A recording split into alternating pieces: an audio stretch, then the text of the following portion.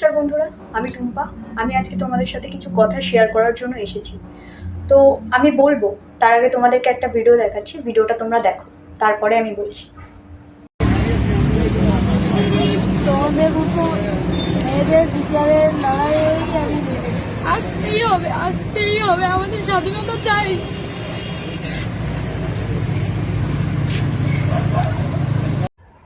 তোমরা সবাই আশা করি ভিডিওটা দেখলে।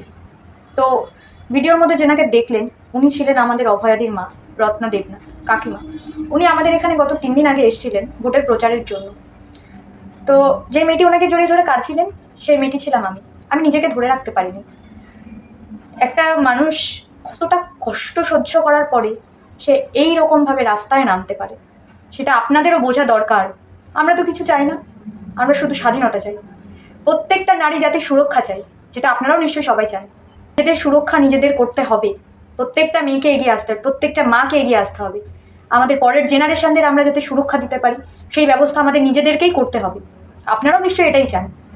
প্রত্যেকে এগিয়ে আসুন। আমি তো মনে প্রাণে চাই যে এর বিচার যেন হয়, প্রত্যেকটা নারী জাতির জন্য সুরক্ষা হয় এবং ভবিষ্যতেও যেন সুরক্ষিত থাকে।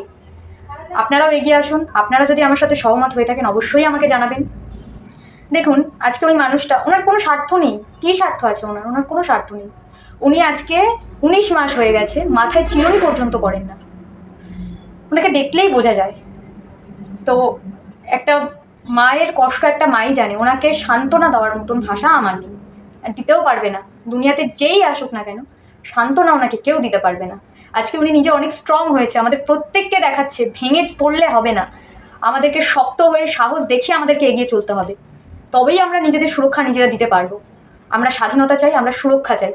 প্রত্যেকটা মেয়ে সুরক্ষা চান, প্রত্যেকটা মেয়ের স্বাধীনতা চান। এরকম অনেক অভয়া আছে যাদের সাথে এরকম ঘটনা ঘটেছে, তারা বিচার পায়নি। প্রত্যেকের যাতে বিচার হয় আমরা সেই আশাই করি।